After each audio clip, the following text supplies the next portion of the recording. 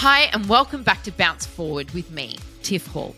I'd like to acknowledge the traditional custodians of the land on which I'm recording this podcast, the Wurundjeri people of the Kulin Nation. I pay my respects to elders past and present. Mel contacted me with such a good question. I love this, Mel. Hey, Tiff. I feel like I'm a bit overwhelmed with wellness at the moment. I'm trying my hardest to look after myself, but every time I go on social media, there seems to be a new wellness trend or routine. Is there such a thing as wellness burnout? Oh, yes, there is. There is such a thing as wellness burnout, Mel. Lululemon's 2024 Global Wellbeing Report has just come out, and it's titled The Pressure to Be Well. And it does explore wellbeing burnout across 15 markets globally. And it found out that wellbeing is burning us out big time. And 1 in 2 people are experiencing wellness burnout. So half of us. That's absolutely crazy. I have periods of time where I have to go off social media and shut down a little bit because my life is health and fitness, and I talk about it all day. I respond to people in my community. I run a fitness platform. I'm constantly all about it, and then I'm bombarded by it as well. And sometimes I need to shut down because if I see one more person do a day on their plate or an elaborate morning routine where there's cold plunge and a sauna and collagen and some magical elixir and, a cortisol cocktail before 7 a.m., I think, oh my gosh, I'm failing. I'm failing as a trainer. I'm failing as a human. I'm failing as a mum. I should be doing the collagen and the quick fixes and the TikTok trends, and you just can't keep up.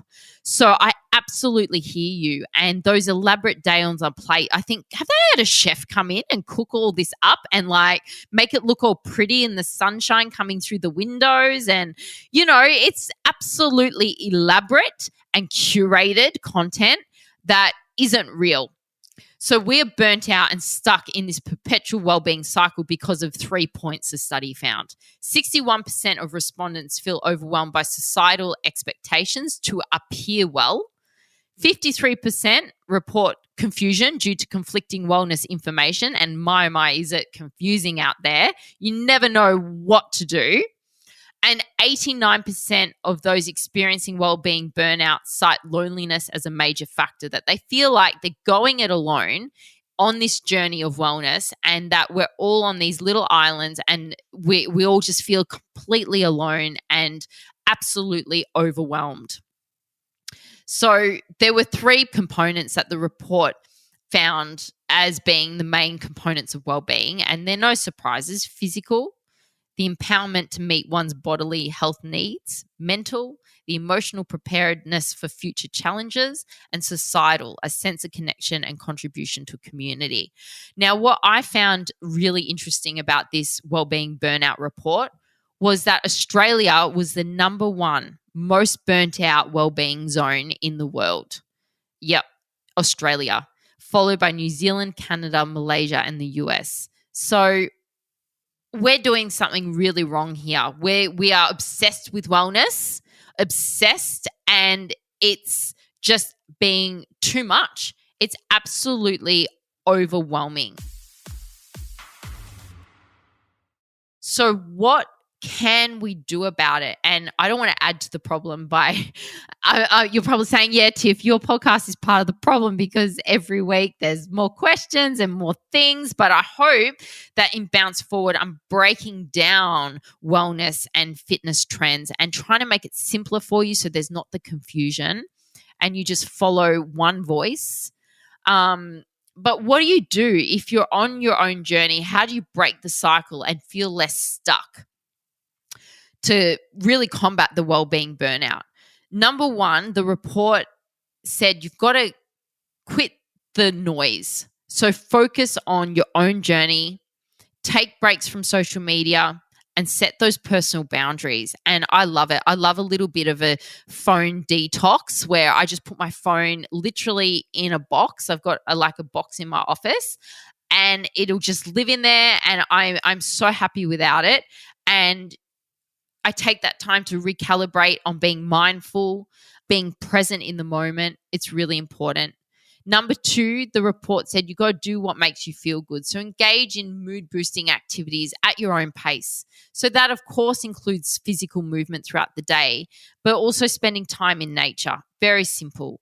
And it's been proven time and time again, study after study, that just being in nature boosts your mood. Very important. And then the third point, which I found the most intriguing, was that you need others to join you on your journey. You need to be social about your wellness journey. Team sports, simply sharing your needs with friends and family, group physical activities can be incredibly satisfying. And when you join community and movement and they come together, you have the opportunity to increase your holistic well-being. So I always say community powers purpose. And I have a fantastic fitness community on Facebook. It's my TXO community. And it's so special because it's socializing, it's motivating each other, it's inspiring each other, but it's also about health and wellness. But we're not alone, and we're always raising each other up. Women raising women is such a special thing. And the report really did emphasize the role of community and social interaction in enhancing well-being. So engaging in physical activities with others not only alleviates that feeling, that overwhelming 89% of us that feel loneliness, but also fosters that sense of purpose to improve well-being. So all the findings advocate bite-sized and fun approaches to wellness. And I repeat, wellness does not need to be intense. Wellness does not need to be intense. It can be just bite-sized and fun, little snacks along the day. And I hope in Bounce Forward, I help you to realize that you can do a 10-minute walk in fresh air. You can do 5 push-ups in between Zoom calls. That really does count. You know, it's about constantly moving and engaging in your body.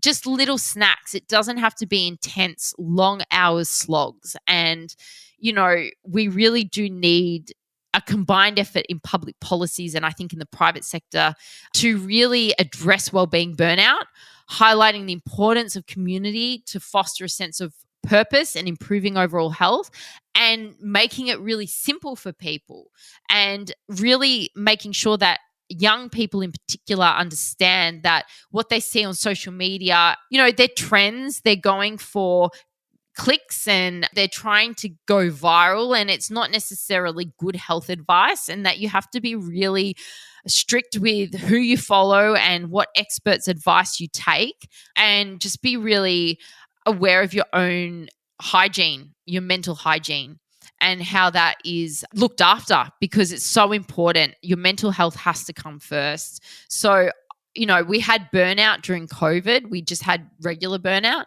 But now to think that we're having wellbeing burnout on top of it, it's just so much. So you really do have to cut that noise out, I think.